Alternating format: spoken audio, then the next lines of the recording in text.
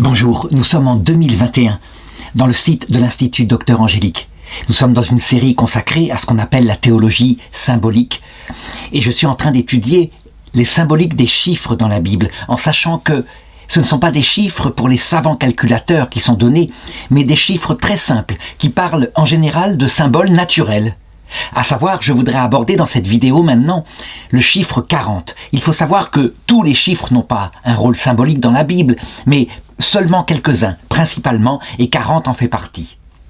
Alors d'abord, et comme toujours, il faut regarder ce que symbolise, non pas de manière biblique, mais de manière humaine, le chiffre 40 à l'époque où a été écrit l'Ancien Testament.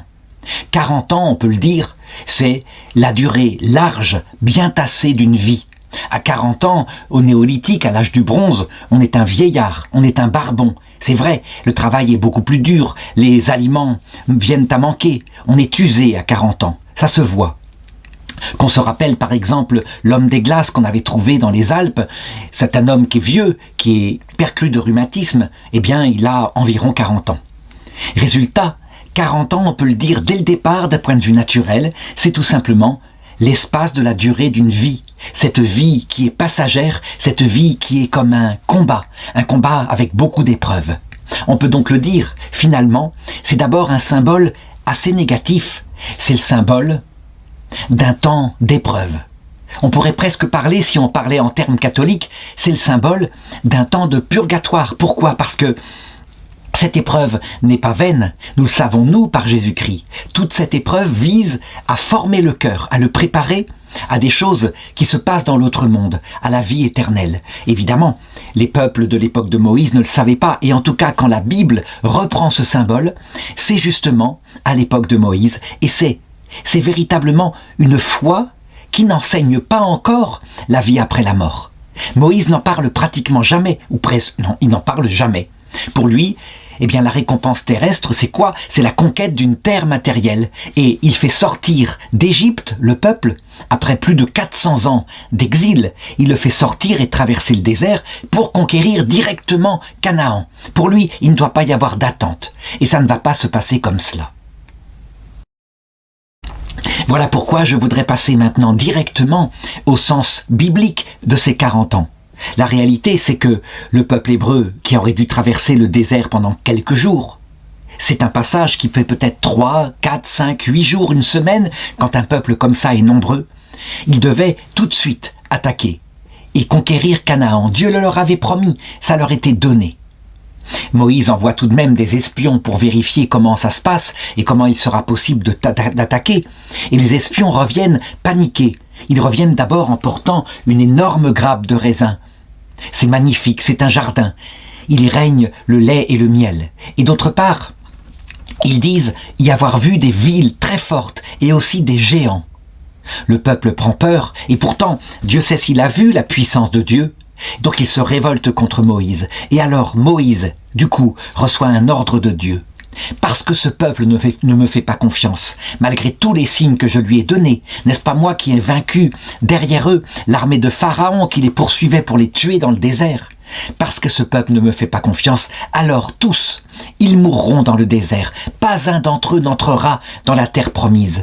Ils resteront 40 ans dans le désert à errer. Et ce sera la génération suivante qui prendra possession de ce pays, à bras forts, à main étendue, avec l'aide de Dieu. Voici par exemple, parce que c'est raconté plusieurs fois dans le Pentateuque, ça veut dire les 5 premiers livres de la Bible, Nombre 14, 31. Ce sont vos petits-enfants, dont vous avez dit qu'ils seraient livrés en butin. Ce sont eux que je ferai entrer dans la terre promise et qui connaîtront le pays que vous avez dédaigné.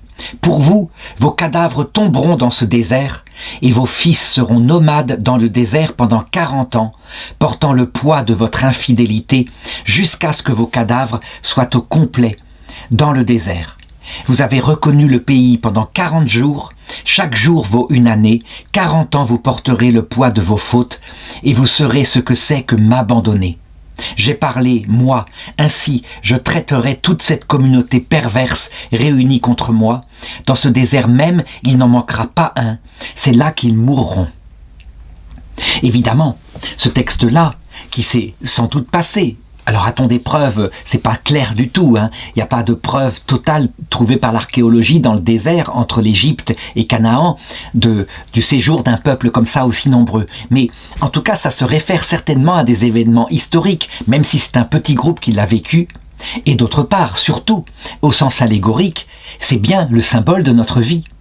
Nous mourrons tous lamentablement, Jésus le disait lui-même. Si vous continuez de pécher, vous périrez tous d'eux-mêmes lamentablement. Il prenait l'exemple de ceux qui avaient été écrasés sous la chute de la tour de Siloé. Et nous périssons tous. Personne, pour le moment, personne n'a vécu éternellement sur terre. Vraiment. Dieu sait si des gens ont essayé. Je pense à l'empereur de Chine qui était capable de tuer, d'assassiner, de torturer des savants pour obtenir la vie éternelle sur terre. Il est mort comme les autres et son tombeau est encore actuellement en Chine.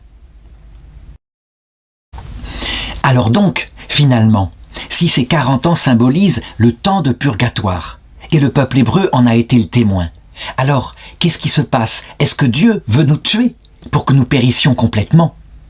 En réalité, déjà dans l'Écriture, on voit à quel point Dieu s'occupe de nous, que manifestement ceci n'est pas une fin, que Dieu n'est pas en train d'écraser un peuple pour qu'il demeure dans les tombeaux à jamais.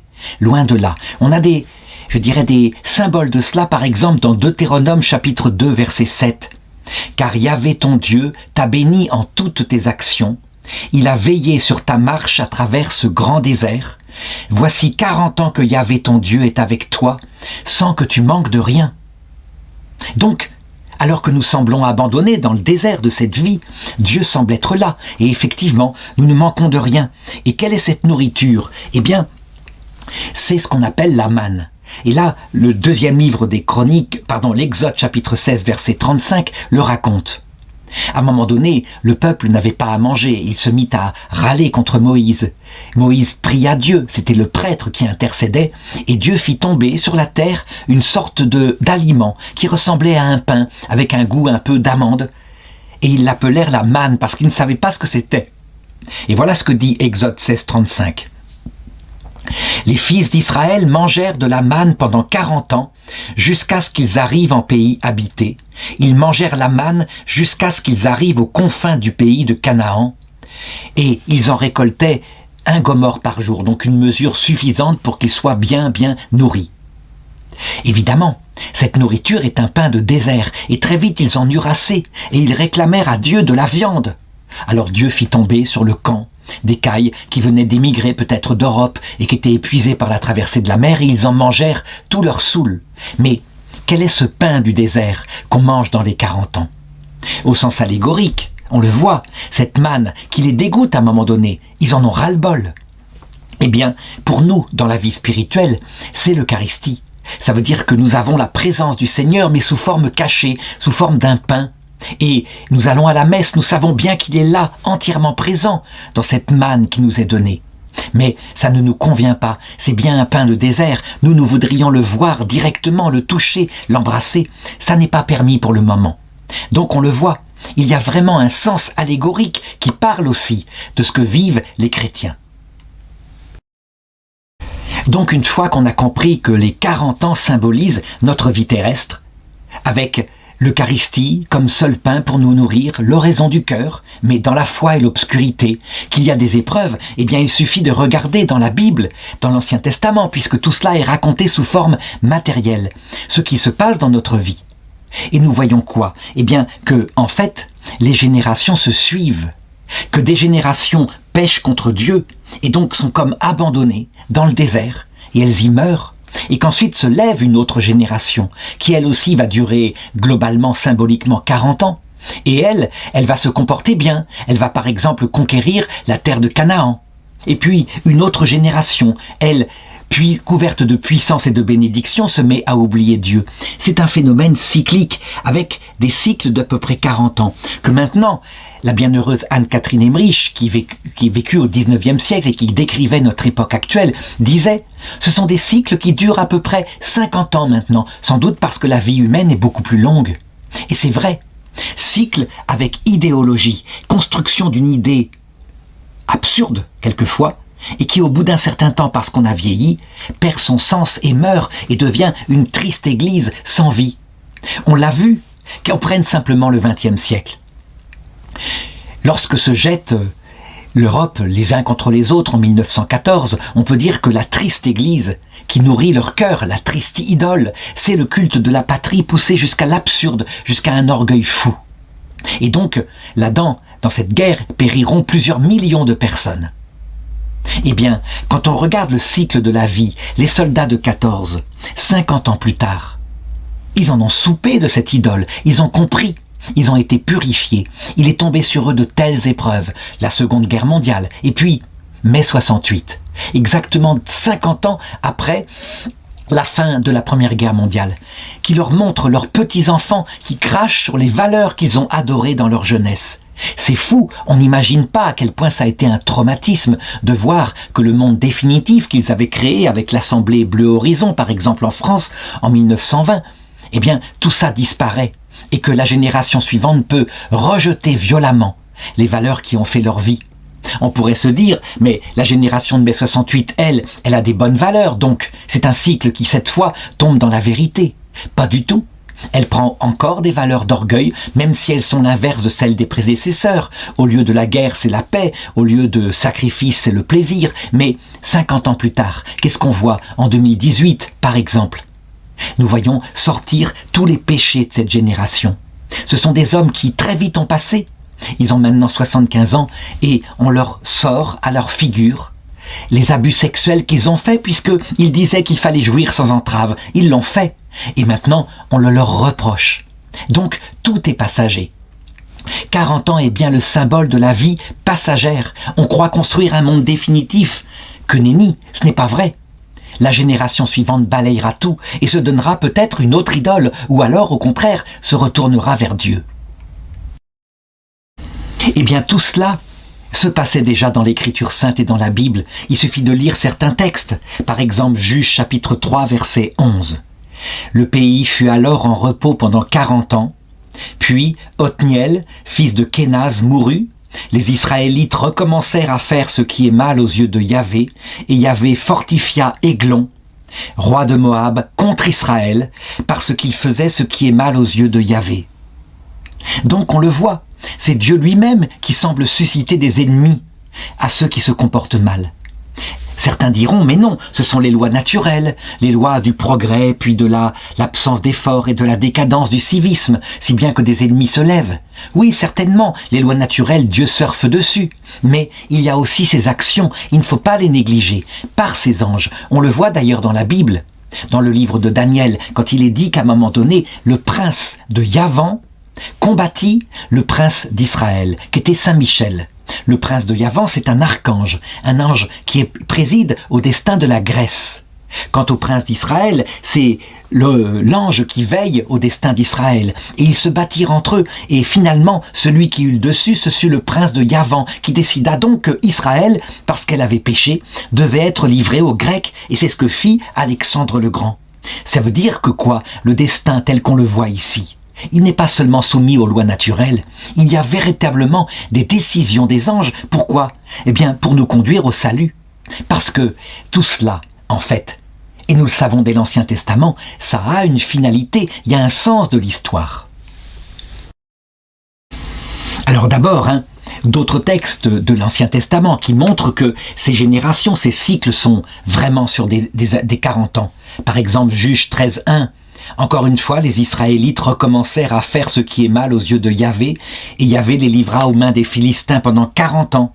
Le psaume 95:8, « N'endurcissez pas vos cœurs comme à Mériba, au jour de Massa dans le désert, où vos pères m'éprouvaient, me tentaient, alors qu'ils me voyaient agir. Alors 40 ans cette génération m'a dégoûté, et je dis, toujours ces cœurs errants, ces gens-là n'ont pas connu mes voies. Alors j'ai juré dans ma colère, jamais ils ne parviendront à mon repos. » En réalité, ils finissent par parvenir au repos. On le voit dans le Nouveau Testament, avec ce texte de Saint Pierre lorsqu'il est raconté, que Jésus descendit le vendredi saint pour chercher ces gens, y compris ceux qui étaient morts le jour du déluge. Et il est sorti de la prison où ils étaient, qui était le Sheol, le séjour des morts, sous la dépendance de démons. Que ce jour-là, le Christ après sa passion, vainquit le pouvoir du démon. Donc la punition n'est pas pour toujours. 40 ans ne signifie pas l'éternité, mais un temps donné, un temps d'épreuve. Eh bien, donc, il faut le comprendre. Et déjà, c'est quelque chose d'indiqué, de soufflé dans l'Ancien Testament, que les hommes n'ont pas compris, que Jésus a expliqué. Tout cela servait de purgatoire. Le cœur de l'homme était formé. La raison profonde, c'est que personne ne pouvait voir Dieu dans l'autre monde sans mourir à soi-même. Déjà, ça avait été dit à Moïse, mais c'est la clé de toute cette purification. Il faut, en plus, aimer Dieu. Ça, le Christ le révélera, l'aimer de tout son cœur, dans un amour intime. Mais ça ne suffit pas. Il faut aussi être tout humble, l'aimer jusqu'au mépris de soi, disait saint Augustin. Et on a là la clé de cette purification. Voilà ce qu'en dit le Deutéronome chapitre 8, verset 2. « Souviens-toi de tout le chemin que Yahvé ton Dieu t'a fait faire pendant 40 ans dans le désert. » Donc, sous-entendu, pendant cette vie terrestre que tu as vécue, là, maintenant, en ce moment. Et puis, dans l'autre purgatoire après cette vie, mais ça j'en parlerai tout à l'heure. Pourquoi le fit-il ? Il le fit afin de t'humilier, de t'éprouver et de connaître le fond de ton cœur. Allais-tu ou non garder ses commandements ? Oui, il t'a humilié, il t'a fait sentir la faim, il t'a donné à manger la manne que ni toi ni tes pères n'aviez connue, pour te montrer que l'homme ne vit pas seulement de pain, mais que l'homme vit de tout ce qui sort de la bouche de Dieu. Le vêtement que tu portais ne s'est pas usé et ton pied n'a pas enflé au cours de ces 40 ans. On a là l'explication de la souffrance, avec la finalité qui n'est pas apportée, mais au moins le but immédiat. Dieu veut donc créer en nous un cœur brisé, un esprit humilié, des yeux baissés. Moïse le redit dans son testament, dans le Deutéronome. C'est précisément pour cela. Et donc, comme il y a 3 sortes d'hommes sur terre, du moins actuellement après la venue du Christ, il y a d'abord des hommes au cœur dur, qui ne cèdent en rien, qui sont sûrs d'être les rois de ce monde. Alors il les fait passer par là, et il a le temps. La vie est longue pour leur faire comprendre leur misère. C'est ce qu'il a fait avec les soldats de 14. Vraiment, on peut le dire, lorsqu'ils sont morts tous, finalement, dans les années 80. Eh bien, plus un ou très peu d'entre eux étaient encore à dire « le culte de la patrie au-dessus de tout, c'est la gloire de tout, et nous ne changerons jamais ». Non, ils avaient compris qu'ils avaient adoré une idole. Non pas que la patrie soit mauvaise, elle est très bonne, mais comme un moyen, certainement pas comme un but à qui on sacrifie, comme au dieu Moloch, toute une génération. De même, la génération de mai 68 est en train de faire son purgatoire. Elle arrive en 2021, où je fais cette vidéo, à l'âge où va tout lui tomber dessus, à savoir les conséquences de ses folies. Conséquences, eh bien, par quoi ? S'étant privé de Dieu, des maisons de retraite, bien soignée, bien propre, sans espérance théologale, et donc l'angoisse qui va avec, qu'elle ressent déjà en voulant absolument se voter une loi sur l'euthanasie, pour ne pas vivre ce moment qu'elle prévoit difficile. Et puis, peut-être, les procès pour abus sexuels, j'en ai parlé, et peut-être aussi l'immigration qui se retournera contre elle, une immigration qu'elle pensait être capable d'assumer, ils étaient tellement supérieurs intellectuellement, oui, mais il y avait l'islam qui ne se laisse pas faire et qui n'est pas prêt à adhérer à un humanisme athée, où la valeur suprême est l'avortement. Voilà pourquoi il faut y passer. Deuxième genre de personnes qui vit sur Terre, ce sont les personnes droites. Les personnes qui suivent peut-être le courant dominant, parce que comment y résister ? D'abord, c'est tellement dur à comprendre qu'il y a des élites qui entraînent à de la folie.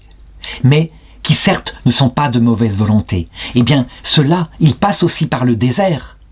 Et c'est la plupart d'entre nous.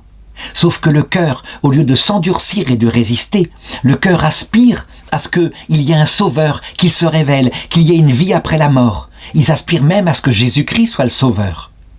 Ce sont les bons larrons de cette terre, symbolisés par ceux qui étaient crucifiés, celui qui était crucifié à la droite de Jésus. Et leur cœur se développe dans une espérance, contre toute espérance. Comme ils sont de bonne volonté, qu'ils ont beaucoup souffert, on peut dire que certainement, ils vont très vite au paradis après la mort. Et puis, troisième genre d'humains qui sont sur terre, eh bien, on pourrait dire symbolisés par le Christ, ce sont les chrétiens, ceux qui vivent profondément de leur foi et qui sont peu nombreux. Ils savent, eux, et c'est la chance extraordinaire qu'ils ont, le sens de tout cela. Ils savent que même le mauvais larron, Dieu va tout faire pour le sauver, que le bon larron sera accueilli à l'heure de sa mort. Ils le savent. Et donc, ça leur permet normalement, s'ils vivent de leur foi, de prier pour ceux qui souffrent beaucoup plus qu'eux, puisque eux, les autres, ne savent pas à quoi tout ça sert. La croix de Jésus, elle est légère en comparaison. Pourquoi les chrétiens sont-ils frappés eux aussi par ces 40 ans dans le désert, sur la terre? Eh bien parce que, il ne faut pas croire, les chrétiens possèdent aussi en eux le mauvais larron et le bon larron. Ils ne sont pas sauvés de leur orgueil et leur bonne volonté, et là aussi ils doutent parfois. N'empêche que, pour ceux qui vraiment ont reçu la chance de la foi, leur envie extraordinaire, c'est de la communiquer au mauvais larron et au bon larron, afin qu'ils cessent de porter la lourde croix insensée qui est la leur, et pourtant par laquelle Dieu, malgré tout, les prépare au salut. Le Concile Vatican II l'affirme. Ils ne seront pas forcément damnés. Celui qui se damnera sera libre. Face au Christ, il refusera son salut. En attendant, ils préparent leur cœur d'une manière ou d'une autre, et même l'athéisme, la violence du mauvais larron, eh bien, elle est préparation en ce sens que, écrasé par un destin insensé, lorsqu'il a la bonne surprise de voir le Christ l'accueillir et se faire son avocat, même à lui, eh bien, parfois et très souvent, il est touché par un tel amour. Alors maintenant, je voudrais passer, dans l'étude de ce chiffre 40, à son sens eschatologique. Je donnais pour le moment son sens littéral, quasiment littéral, la vie terrestre telle que nous la voyons. Mais au sens eschatologique, il y a autre chose, quelque chose de plus profond. On peut dire que le chiffre 40 signifie le purgatoire. Ça veut dire toutes les méthodes que Dieu utilise pour préparer le cœur de ceux qui seront sauvés à la vie éternelle. Nous en avons d'abord une signification matérielle qui nous est donnée par le peuple hébreu. Il faut se souvenir que toutes les prophéties que je raconte concernant le christianisme se réalisent dans le peuple hébreu, qui en est comme le symbole, la préfiguration. Dieu a voulu que ce peuple soit un peuple prophétique par son histoire. Eh bien, pour bien trouver le chiffre 40, il faut non seulement regarder les 40 années dans le désert, il faut regarder aussi ce qu'il s'est passé après la passion de Jésus. Juste avant sa passion, vers l'an 33, peut-être 40, eh bien, Jésus, en regardant le temple de Jérusalem, a prophétisé à ses disciples en disant « Il n'en restera pas pierre sur pierre, tout sera détruit ». Il a donné même dans Matthieu chapitre 24 l'annonce des événements. Vous entendrez parler de guerre, de rumeurs de guerre. Alors tous ceux qui sont en Jérusalem fuient, qu'ils aillent à la campagne immédiatement, ne restez pas là. Et il faut savoir que les chrétiens, qui étaient principalement des juifs, lorsque se produisit cet événement, 40 ans plus tard, le chiffre est matériel. C'est vers l'an 65 par là que commence la guerre des Juifs contre les Romains. Eh bien, ils appliquèrent ce qu'avait dit Jésus, ils fuirent Israël, ce qui expliqua que dans cette grande guerre, qui est l'une des guerres les plus meurtrières de l'humanité, qui a été racontée en détail par Flavius Joseph, un historien juif, eh bien, cette guerre fit 1 100 000 morts. 1 100 000 morts, c'est gigantesque pour l'époque, ça veut dire en gros un tiers des Juifs du monde entier. Et Jérusalem fut ravagée, et le temple de Jérusalem fut rasé, jusqu'à ses fondations. 40 années entre la passion de Jésus, le rideau du temple qui se déchira, et la destruction du temple. Le chiffre est fantastique, il est même matériel, trop ferme, trop net pour être un simple hasard. Il y a donc manifestement, encore une fois, dans le peuple d'Israël, le temps de l'épreuve. Sauf que des chrétiens se dirent que manifestement, ceux qui n'étaient pas devenus chrétiens parmi les Juifs étaient donc maudits. Et ce n'est pas du tout ce que raconte saint Paul. Saint Paul écrit avant en disant « Non, tout cela est une prophétie ». Effectivement, une partie du peuple juif a perdu l'alliance, mais c'est pour que vous, païens, vous y entriez. Et un jour, que sera leur admission dans l'alliance ? Eh bien, il le dit, ce sera une résurrection d'entre les corps. Ce qui veut dire, encore une fois, que les 40 ans ne sont pas une épreuve pour toujours. Par contre, il faut regarder la suite de l'histoire d'Israël. La suite, c'est quoi ? Eh bien, c'est 1900 ans d'exil parmi les nations. d'exil et de dur purgatoire, d'errance, où se réalise matériellement encore cette parole du Deutéronome dans le testament de Moïse que je voudrais lire maintenant. C'est le chapitre 28, verset 49. Yahvé suscitera contre toi une nation lointaine qui viendra des extrémités de la terre. Elle sera comme l'aigle qui prend son essor. Ce sera une nation dont la langue te sera inconnue. Une nation au visage dur, sans égard pour la vieillesse et sans pitié pour ta jeunesse. Eh bien, l'exil dans le monde entier commence comme ça, par les Romains et le général Titus. Et il se termine comme cela, par les hordes de Adolf Hitler et le massacre pendant 5 ans dans les camps de la mort, avec cette fois 6 millions de juifs mis à mort, ça veut dire encore une fois 1/3 des juifs du monde entier. C'est effrayant. Mais ensuite, en 1948, la refondation d'Israël, avec manifestement une protection de Dieu, au point que les peuples arabes des alentours qui voulaient absolument rejeter à la mer cet embryon d'État non musulman, eh bien s'y cassèrent les dents et furent obligés d'admettre au bout d'un certain temps, oui, manifestement le bras de Dieu est avec eux, nous devons faire la paix. Donc, il faut en être convaincu. L'épreuve du purgatoire peut parfois durer très longtemps, mais elle n'est pas pour toujours, jamais, jamais. Seul l'enfer est éternel, mais pour une raison simple. Les personnes obstinément choisissent leur liberté jusqu'au mépris de Dieu et du prochain. Et ils ne cèdent jamais parce qu'ils ont une liberté tellement lucide, tellement maîtrisée, qu'aucun motif ne vient changer leur choix. Le purgatoire est toujours pour un temps, et quand bien même durerait-il 1900 ans, ce n'est rien en comparaison de la vie éternelle qui est annoncée pour la suite. Alors, eh bien, ce shéol, ces 40 ans, dans le désert, symbolise autre chose, au sens eschatologique. Et ça, ce sont les sages chrétiens et les sages juifs dès l'Ancien Testament qui s'en rendirent compte. En effet, il y a dans ce que j'ai raconté, les 40 ans du peuple hébreu dans le désert, une allégorie. Les pères de l'Église, en commentant ce texte, se dirent « Mais oui, l'Égypte, c'est manifestement le symbole de cette terre. On y reste et on y est bien tout en y étant esclave parce qu'on a un corps pesant qui ne correspond pas à ce que voudrait notre âme. » Et un jour, le Sauveur, Moïse, et allégoriquement Jésus, vient nous sortir d'Égypte en nous apportant la signification, le sens de tout ça. La vie terrestre n'est qu'un passage et elle a un but. Et le but n'est pas sur terre, c'est pas simplement Canaan, mais Canaan est le symbole de la vie éternelle, qui jamais ne passera. Et le trésor, le temple de Jérusalem construit sur le mont Sion, ce sera l'équivalent de la vision de Dieu. Nous le verrons face à face avec nos frères. Et personne jamais plus ne pourra nous attaquer. Voilà ce que symbolisent les prophéties. Cependant, entre les deux, entre l'Égypte, où nous sortons par la mort, et l'entrée dans la vision béatifique que nous entrons après notre purification, il y a ce désert qui dure 40 ans. On le voit normalement dans l'Écriture, ce désert n'aurait pas dû durer 40 ans, mais 3 jours, symbolique, 4 jours, un peu comme Jésus est resté dans le sein de la mort 3 jours et qu'il a apporté la lumière au Shéol. Or, ce peuple se révolte. Il a 2 défauts.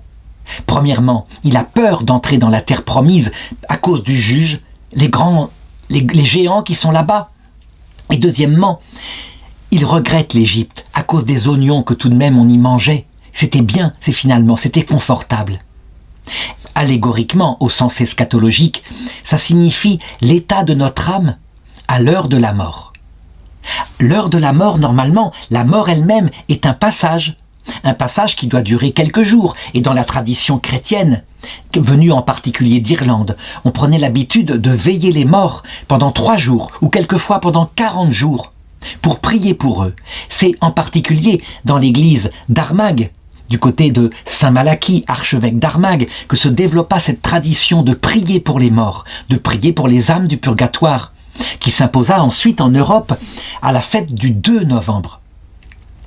On sait que cette tradition de l'histoire de la mort comme séjour, ou plutôt comme passage, où on peut encore se convertir, finit par disparaître en Occident à cause de la puissance de la pensée scolastique. Et on se dit que non, la mort était un instant, et que après c'était soit l'enfer, soit le purgatoire, mais dans l'autre monde, soit le paradis. Eh bien non, manifestement. Dans la Bible, la mort n'était pas seulement un passage, n'était pas seulement un instant, mais elle était un passage ou voire même un séjour. Et on en a la preuve. On en a la preuve dans des textes très précis, des textes qui n'ont pas été trop regardés, justement, parce que la synthèse scolastique disait à peu près l'inverse. Mais qu'on se souvienne, par exemple, de ce que raconte saint Pierre dans sa première épître au chapitre 3, verset 19. Il raconte ce que Jésus a vécu juste après sa mort, lorsque son cœur fut percé.